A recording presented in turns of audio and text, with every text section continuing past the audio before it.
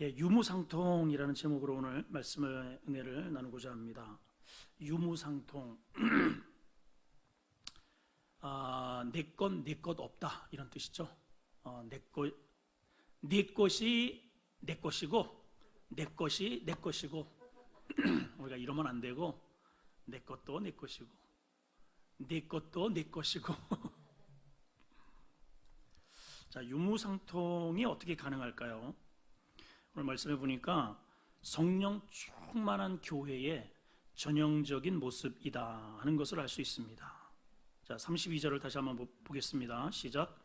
믿는 무리가 한 마음과 한 뜻이 되어 모든 물건을 서로 통용하고 자기 재물을 조금이라도 자기 것이라 하는 이가 하나도 없더라. 한 명은 있을 것 같은데 하나도 없더라. 3장에서 7장까지 이어지는 오순절 강림 역사적인 사건으로 인해서 태동되는 초대교회의 그야말로 믿을 수 없는 폭발적인 그런 성장의 단면을 하나 오늘 소개를 하고 있습니다.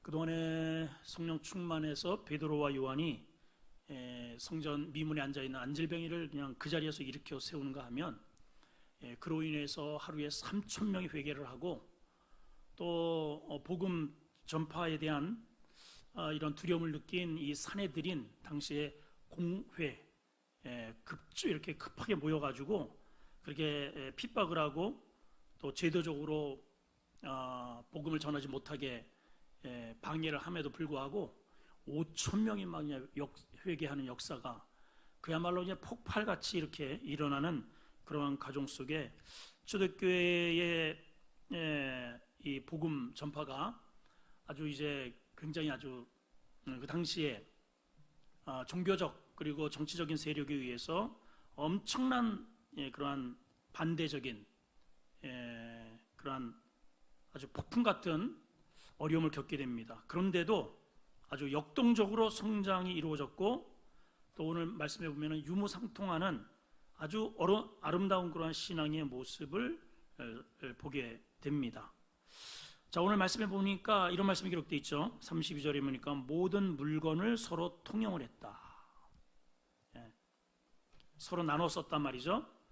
또 여기까지는 괜찮은데 자기에게 있는 재물을 조금 더 자기 것이라 그렇게 주장하는 이가 없다. 야, 어떻게 이렇게 이게 가능할까? 그 배경을 보니까 어떻게 이게 가능했을까 보니까 말씀에 이렇게 기록되어 있어요. 초반절에 믿는 무리가 한 마음과 한 뜻이 되어서, 이게 조건이에요. 믿는 무리가 한 마음 한 뜻이 되면 이게 가능하다는 거죠. 우리 교회를 건축할 때에도 사람도 몇 명 되지 않고, 물론 돈은 없고, 또 당시에 제가 온 지도 불과 몇 년 되지도 않았고, 여러 가지 조건적으로 이렇게 큰 건물을 짓는다는 것은 일반적으로 이제 이렇게 후임자로 온 교회 같은 경우에는 건축을 하려면 최소한도 한 5년 이상, 넉넉하게 한 10년 정도는 있어야 이게 시도가 되는데, 겁 없이 겁 없이 그냥 말 그대로 하룻강아지 법무서인 줄 모르게 그렇게 이제 했는데요. 한 마음이 되니까 됩디다. 뭐 다른 거 없어요. 그냥 성령과 제가 일단은 한 마음이 되었고, 거의 한 1년 동안 이제 산에 가서 하나님을 붙잡아 매달았죠. 하나님, 기왕 저를 목회자로 세우셨으면 진짜 제대로 좀 목회하도록 밀어달라고, 하나님. 사람도 붙여주시고 또 교회가 한 마음 되도록 역사해달라고. 이렇게 해가지고 이게 무슨 교회가 되겠습니까? 옆에는 큰 빌딩이 서 있고, 이게 비가 오면은 이게 소리 때문에 설교도 되지 않고, 막 그냥 생원님들이 막 그냥 주방을 난리를 치고, 이게 되겠습니까? 하나님의 교회가. 지나가는 사람이 창고라고 하고 식당이냐고 물어보고, 이게 되겠습니까? 많이 울었습니다. 그러니 하나님께서 사람도 붙여주시고 돈도 붙여주시고 한 마음이 되게 하시고 그냥 쑥쑥쑥 너무너무 잘 되더라고요. 그래서 제가 하나 깨달은 게 있어요. 모든 게 내가 하려고 하면, 인간이 하려고 하면 어렵고 하나님이 하시면 너무 쉽구나. 다 그래요, 여러분. 다 자녀의 문제, 또 미래의 문제. 제가 또 우리 교회에 오는 과정에도 뭐 몇 살의 나이는 점점 들어가고 여기저기 이렇게 선도 보고 안 되는 거예요. 거의 막판까진 가. 어쨌든 왜냐하면 목소리 크잖아요, 제가. 패기도 있고 눈은 동그랗지는 않지만 어쨌든 이제 씩씩하니까는 하여튼 저 정도면 되겠다 싶어서 뽑긴 뽑아요. 그런데 꼭 마지막에 이게 안 되더라고요. 그냥 낙심이 큰 거예요. 꼭 마지막에 두 사람 이렇게 경험이 붙어서 계속 이렇게 미끄러지는 것을 몇 번 경험을 하다 보니까 에휴, 이제 안 한다. 이제 뭐 개척을 하든지 이제 선교를 가든지 그러고 있는데 사실은 이제 단기 선교를 갔었죠, 중국에.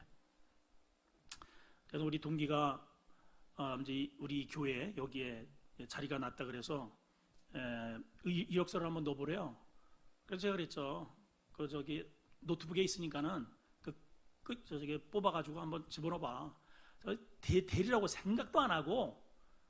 근데 또 연락이 왔어요. 열심히 중국에서 문맥을 가리키는데 와서 설교를 한번 해보라고. 그래서 일주일 미리 땡겨가지고 와서 설교를 했죠. 그랬더니 턱턱 돼버렸네요. 뭐 제가 할 생각도 안 했고 알지도 못했고 저를 여기 소개시켜준 그 목사님 제가 처음 봤어요, 처음. 근데 하나님이 하시니까 너무너무 쉽게 와서 또 건축도 되고 여기까지 오기까지 정말 하나님의 은혜인 것 같습니다. 제일 중요한 게 뭐냐? 우리 믿는 무리가 한마음 되는 거예요. 사탄은요, 끊임없이 사탄의 그 하는 역할이 뭐냐? 디아스포라 그러잖아요. 분리시키고 파괴시키고, 이게 사탄이 하는 역할이에요. 그래서 우리 성도들이, 사탄은 사람을 통해서 역사합니다. 하나님도 사람을 통해서 역사해요. 결국은 내가 사단의 도구가 되느냐, 하나님의 의의 병기가 되느냐, 이게 이제 중요한 거죠. 여러분, 절대로 사단의 도구로 여러분들의 이 신체를, 마음을 사단에게 내어주시면 안 됩니다. 아멘. 아멘. 한 마음이 되니까 물건을 서로 통용해요. 자기 재산을 자기 것으로 조금도 이게 주장하는 사람이 없다는 것입니다. 이러한 실질적인 유무상통의 이러한 삶을 실제로 우리의 생활 속에 접목을 하려면 이들이 가지고 있는 믿음 가운데 반드시 이 소유, 내가 가지고 있는 생명뿐만 아니고 시간, 심지어는 돈과 모든 나의 삶의 이 터전이 하나님의 것이다 라고 하는 이 확실한 소유주의에 대한 개념이 딱 세워져야 됩니다.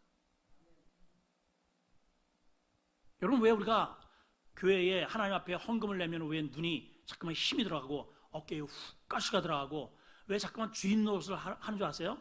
그게 내 거라고 생각을 하니까 그래요. 내 거라고 생각을 하니까. 이 코로나 사태 이후에 그 다음 날서부터 지금까지 아주 꽉 2달 동안 우리 아주 하여튼 부교육자들 담임 목사를 너무너무 잘 만나가지고 매일매일 그냥 아주 상 노가다를 지금 하고 있는데, 그 제 아는 늘 교제하는 목사님이 오면은 맨날 작업하고 있거든요. 오면은. 지난번에 우리 심지어는 저는 전혀 생각도 안 했던, 하루는 너무 지쳐가지고 오늘은 좀 고기 좀 먹자 이러고 있는데 진짜 하나님께서 그 음성을 들으시고 우리 신 목사님을 보내셔가지고 고기 사주러 왔다고. 그래서 신 목사님이 고기를 사줬어요. 이야, 그 왜 오셨냐고 그랬더니 지나가다 보니까는 또 일을 하고 들어가다 보니까 또 일을 하고 창문 열어보니까 또 일을 해서 하도 측은지심이 발동해가지고 내려오셨대요. 그래서 그 목사님이 저한테 물어봐요. 아니, 힘들지도 않아요? 일하는 게 좋아요? 나도 힘들지. 근데 왜 그렇게 일을 찾아서 일을 해요? 도대체가 좀 쉬어요, 좀 이럴 때. 다른 사람들은 이럴 때 안식년이라고 해가지고 지금 이렇게 쉬고 있는데 목사님 뭐 이렇게 그냥 역마살이 껴가지고 왜 이렇게 일을 해요? 일하는 게 좋아요? 나도 힘들지. 제가 이런 대답을 했어요. 나도 힘드는데 이렇게 한 가지 한 가지가 변화되는 게 너무 즐거워.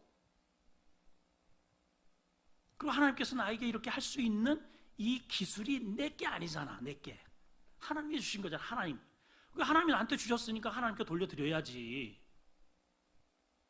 그러니까 저한테 박수를 쳐주더라고요. 그렇게 저 박수 받았어요.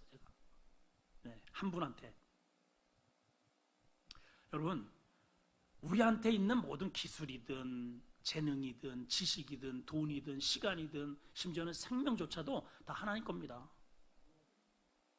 근데 실질적으로 우리가 신앙생활에 이렇게 딱 어떤 상황에 있으면은 일단 하나님이 나한테 뭔가를 주시면은 딱 꿍치는 게 있어요. 우리가 그 순간에 욕심이 생겨요. 그 순간에 이거는 내 거지라고 하는 마음이 생겨요. 그게 바로 유혹입니다. 유혹. 예, 오늘 우리는 이제 이렇게 땅을 팔고 집을 팔고 이럴 수는 없죠, 사실은. 물론 이제 간혹 교회를 건축을 할 때 실제로 집을 담보로 해서 뭐 대출을 받는다든지 실제 또 땅을 팔기도 하는 경우도 있지만 일반적으로 구제하기 위해서, 뭐 누구를 선교하기 위해서 이런 식으로 유무상통은 잘 하지 않습니다. 근데 이제 초대교회는 이렇게 가능했던 것은 이제 두 가지 이유가 있었습니다. 하나는 지금 방금 말씀드린 대로 모든 게 다 하나님께 것인데, 그래서 은혜 받으니까 그 은혜가 그렇게 하나님 앞에 드릴 수 있는 신앙의 용기를, 믿음을 갖게 하더라는 거죠. 또 한 가지는 예수님이 승천하실 때 천사들이 들려준 얘기가 있어요. 뭐라고 얘기를 했느냐 하면, 너희 가운데 하늘로 올려주신 예수는 하늘로 가심을 본 그대로 다시 오실 거야, 이 말 때문에 그래요. 그러니까 이 초대교회 이 성도들은 자기 당대에 예수님이 오실 줄 알았어요. 그럼 어차피 이거 가지고 있는 거 이제 내 것도 아니고 주를 위해서, 하나님의 나라를 위해서 내가 천국에 택배 보내겠다. 택배. 그래가지고 막 그냥 서로 앞다투어서 땅도 실제로 팔고 그랬던 모양입니다. 그런데 이제 세월이 지나면서 재림이 점점 늦어진단 말이에요. 주님이 오실 생각도 안 한단 말이죠. 그러다 보니까 이제 이러한 땅 팔고 집 파는 이러한 과정들이 점점 이제 사라지면서 한 가지 이거를 우리의 신앙의 모토로 여기게 되었는데, 그게 뭐냐 하면 청지기의식이라는 거죠. 청지기의식. 이제 우리가 가져야 할 의식은 청지기의식이라는 거예요. 청지기가 뭐예요? 주인의 것을 맡아서 관리하는 겁니다. 그게 청지기죠. 그러니까 우리의 모든 것이 소유권은 다 하나님께 있는 겁니다. 잠시 하나님께서 우리에게 이 시간도, 물질도, 땅도, 집도, 자식도, 이게 다 하나님이 나에게 맡겨주신, 많이 맡겨준 청지기는 그만큼 많이 일을 해야 됩니다. 5달란트를 받은 사람은 5달란트를 그 주인이 요구를 하셨잖아요. 1달란트는 작다고 묻어주면 안 되고 또 1달란트를 남기라는 거예요. 이게 청지기의 정신입니다.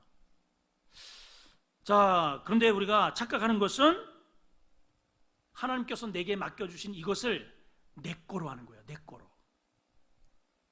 그래서 이 하나님의 것을 가지고 내가 주인 행세를 할 때에 주님께서는 이러한 자를 향해서 뭐라고 말씀하시냐면 어리석은 자라고요. 그리고 악하게 여기셨어요. 여러 가지 비유를 통해서 말씀하십니다. 주인이 올 때에 반드시 심판을 받을 것이다. 이렇게 말씀하셨단 말이죠. 그러니까 우리가 지금의 이제 유무상통은 물론 여러분 가운데에 정말 믿음이 있어서 이웃을 돕고 선교하기 위해서 그렇게 용기를 내시는 것도 그건 뭐 참 훌륭하죠. 근데 우리가 그건 정말 어려운 일이란 말이죠.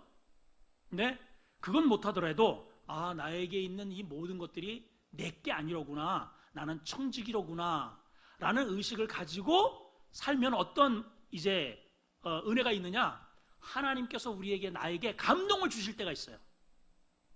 감동을 설교를 통해서, 아니면 선교사들이 와서 이렇게 설교를 하면서, 그리고 또 이런 뉴스를 통해서 이런 어떤 이야기를 들을 때 성령께서 나 마음 가운데 저건 내가 이렇게 하고 싶다라고 하는 그러한 감동을 주실 때가 있어요. 그거를 성령의 음성을 무시하지 말고 내가 청지기니까 그렇게 하시면 된다는 거죠.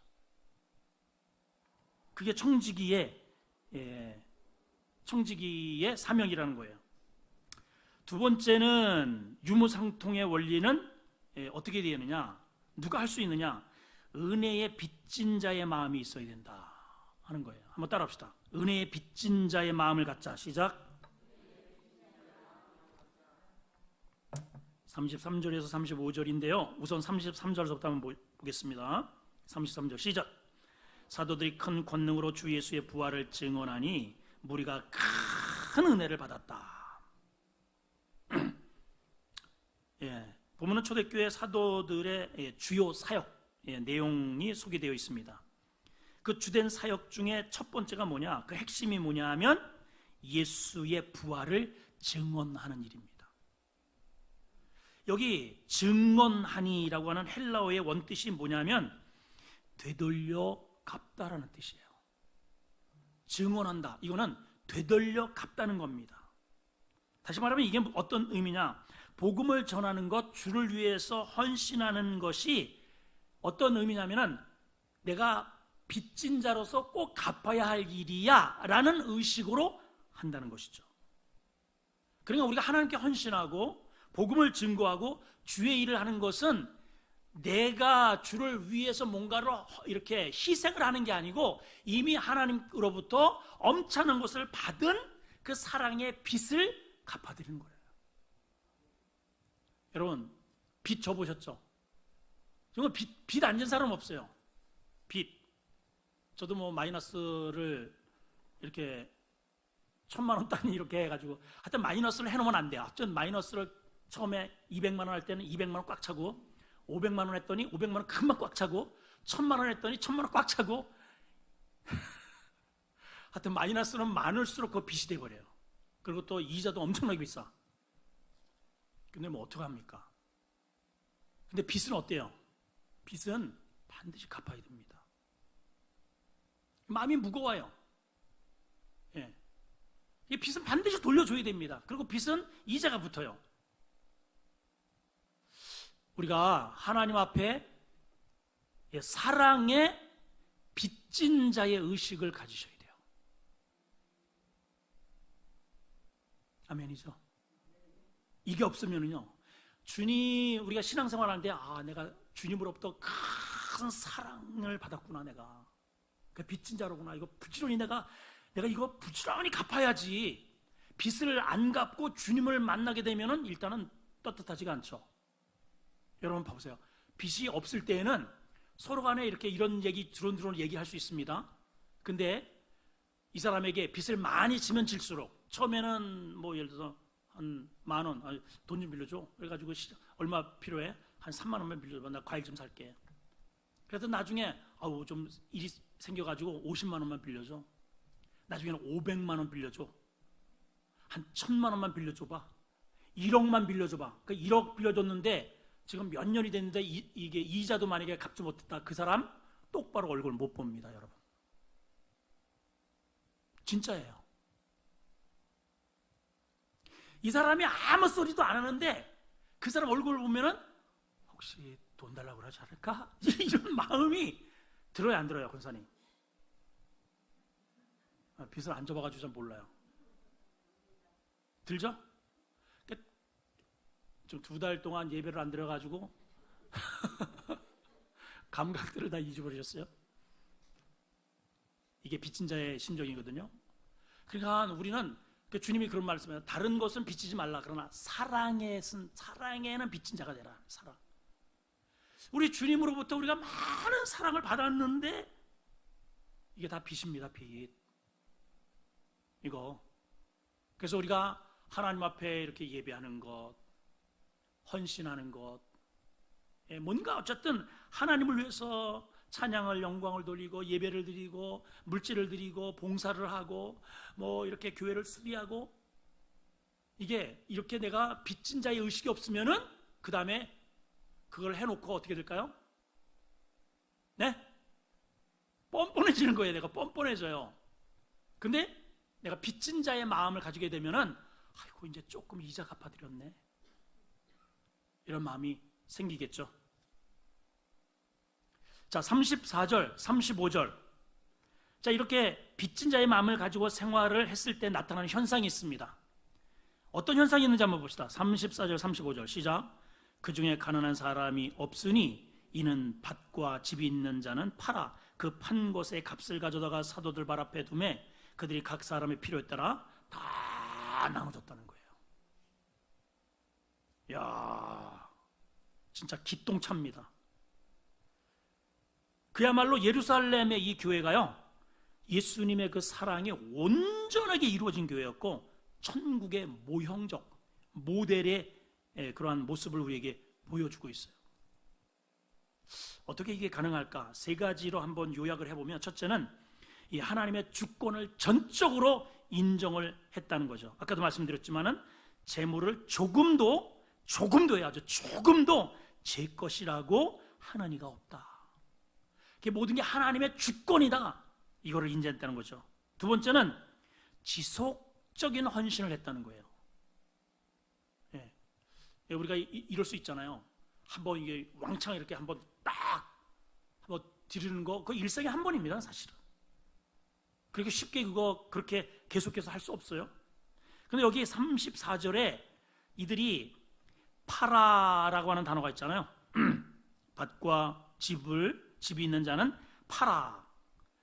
이 원어를 보면은 폴레오라고 하는 단어인데 이 형태를 보니까 동사입니다. 일단 팔았다는 게 동사잖아요.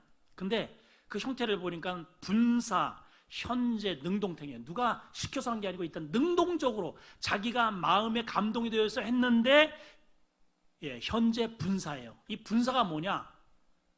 꾸준히, 이게 지속성을 가지고 있는 ing예요. ing 말 그대로. 이게 단회적인 사건이 아니고 지속적인 의미가 있다는 것입니다. 헌신은 한번 이렇게 꽝 하고 마는 게 아닙니다. 예배는 이렇게 한꺼번에 왕창 드리고서 그 다음에 방학하고, 나 옛날에 다 여전도 회장도 해보고 확상 회장도 해보고, 그 사람 지금 교회 안 나가는 사람 많아요. 신앙생활은 연속성이 있어야 됩니다. 꾸준해야 됩니다, 여러분. 아멘이죠? 세 번째는 이들의 이러한 헌신에 공로주의에 빠지지 않았다는 거예요. 이게 참 중요한 거예요. 이렇게 했으면, 이렇게 헌신을 했으면, 이렇게 잘했으면은 내가 그렇게 했어. 이럴 수 있잖아요. 공로주의 말 그대로.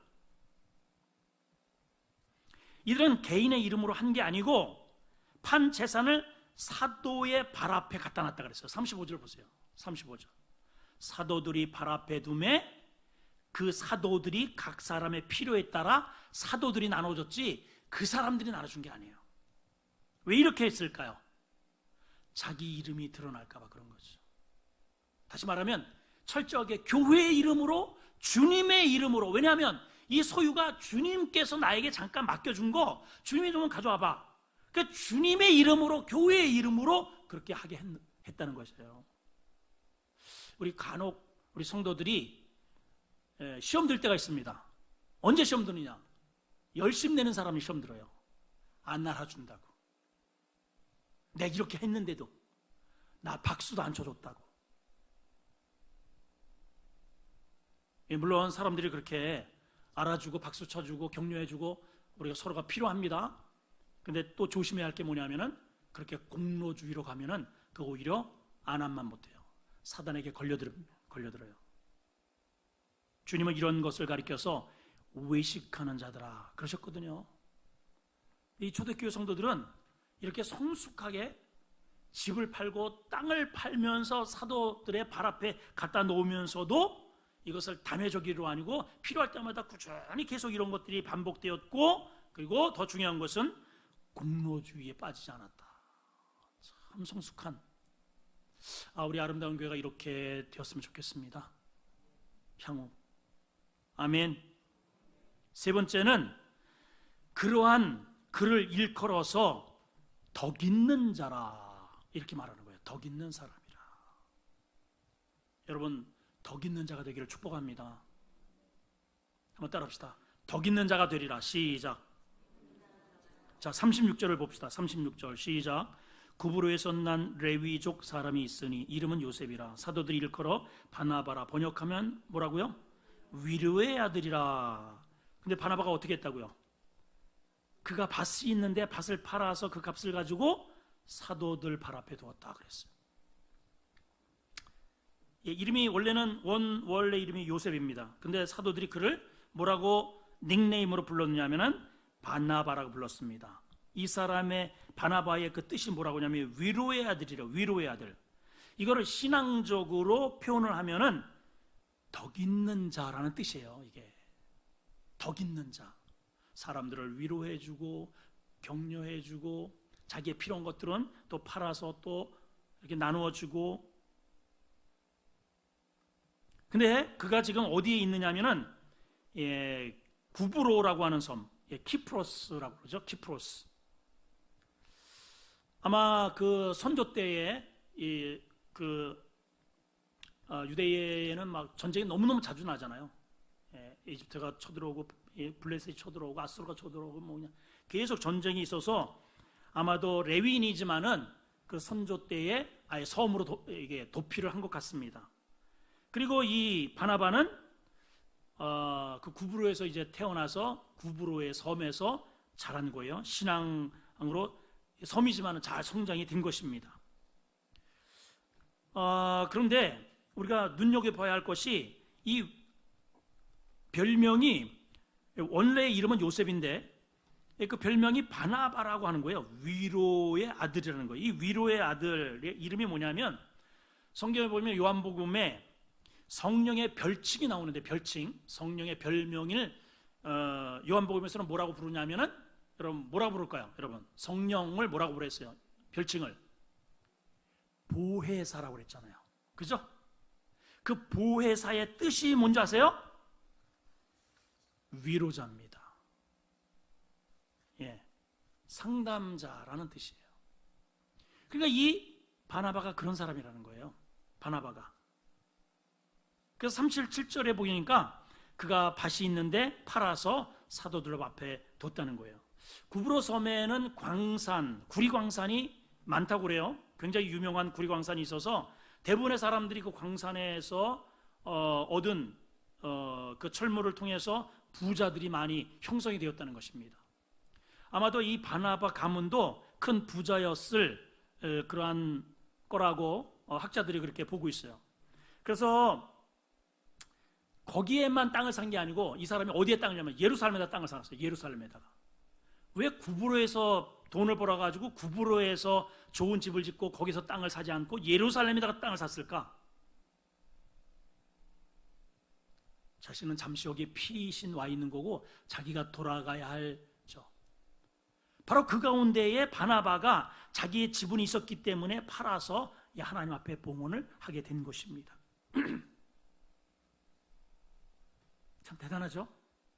대단해요.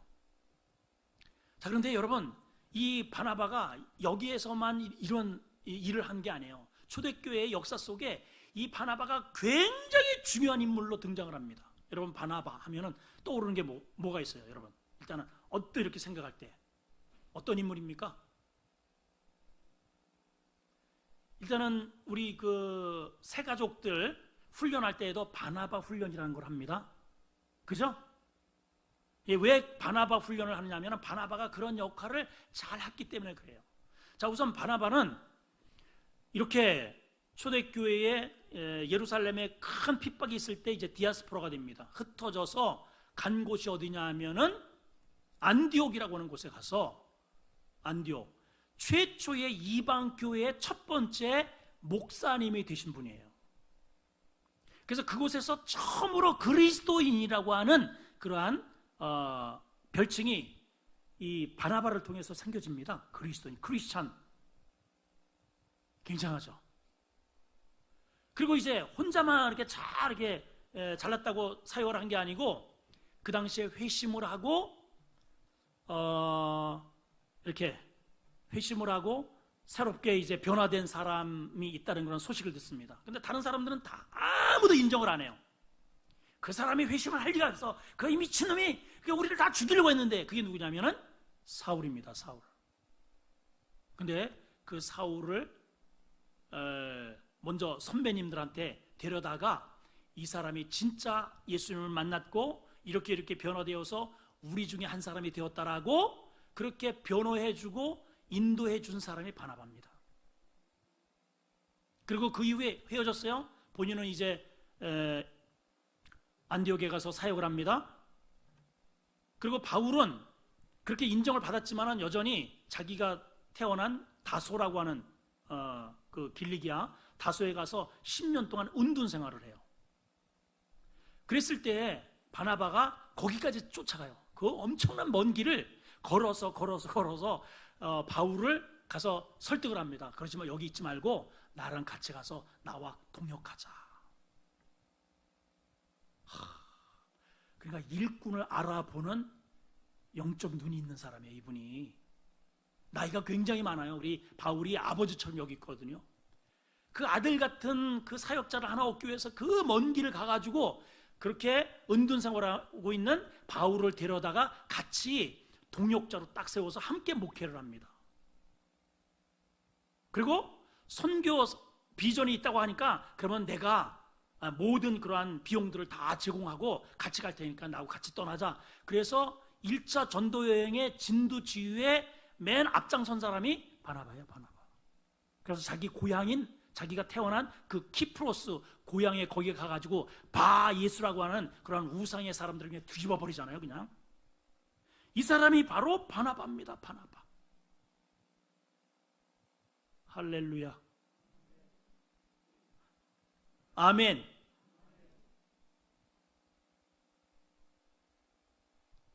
그러니까 바나바가 어떤 사람이라고요? 덕 있는 사람이라는 거. 덕 있는 사람.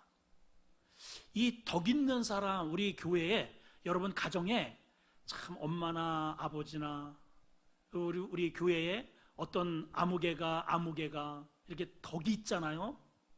그러면 그 영향이 많은 사람들에게 이렇게 영향을 미칩니다.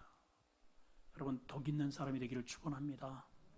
여러분들이 가지고 있는 재물이든 지식이든 뭐 친절이든 무엇이든 이것을 통해서 하나님의 사람들을 세워가고 교회를 세워가고 사람들을 데려오고 그렇게 세워가고 또 함께 해주고 재산을 팔아서 함께 자기가 가지고 있는 것들을 함께 거기에 공유를 하고 이렇게 얼마나 많은 교회가 세워지고 얼마나 좋은 일꾼들이 세워집니까 여러분.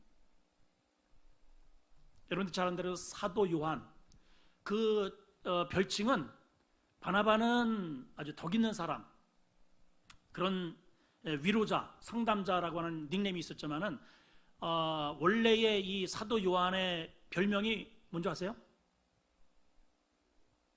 우레의 아들입니다. 우레의 아들. 얼마나 성질이 개빡한지 그냥 조금만 참으면 금방 그냥 난리 버거지를 치는 겁니다. 오죽하면 우레래. 우레 천둥입니다. 천둥. 그런데 여러분 이런 사람도 성령을 제대로 딱 만나니까 변화되어서 이 사람의 별칭이 나중에 어떠한 별칭으로 바뀌어졌어요?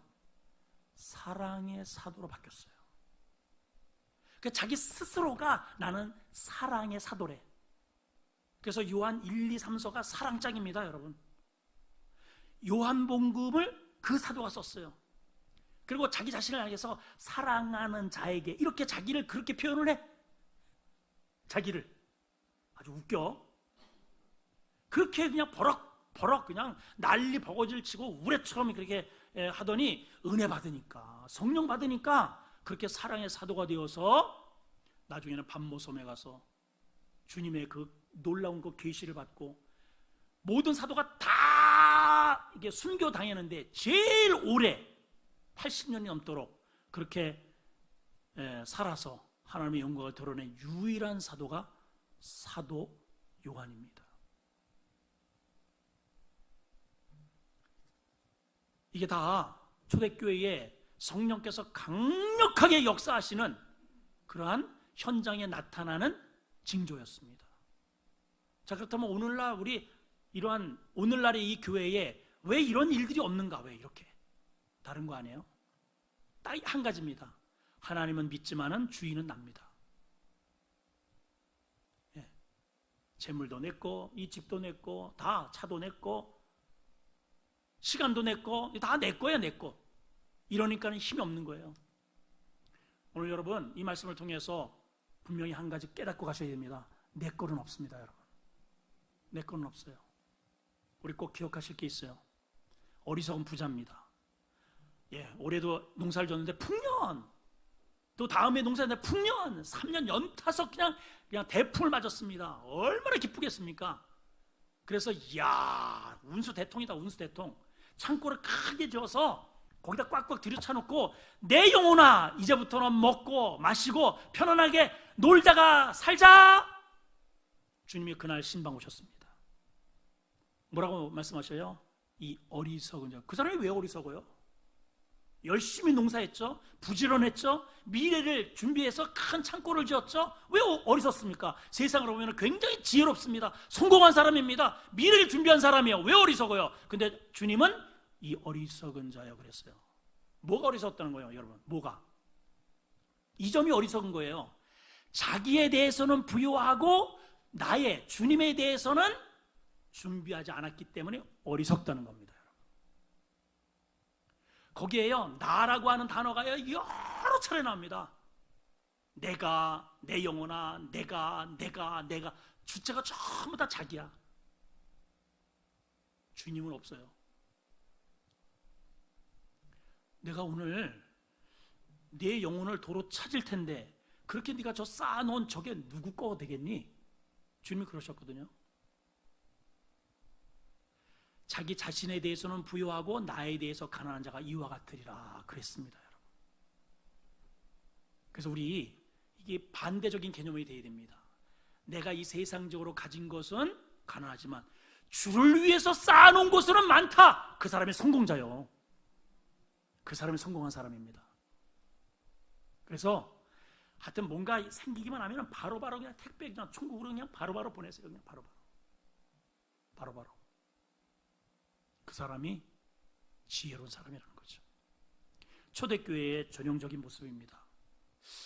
우리가 유무상통 여기처럼 이렇게 땅 팔고 집 팔고 이러한 것들은 사실상 어떠한 큰 이슈가 아니면은 쉽게 결단을 내릴 수는 없지만은 아까도 말씀드린 대로 오늘 꼭 기억할 것 한 가지, 무슨 정신?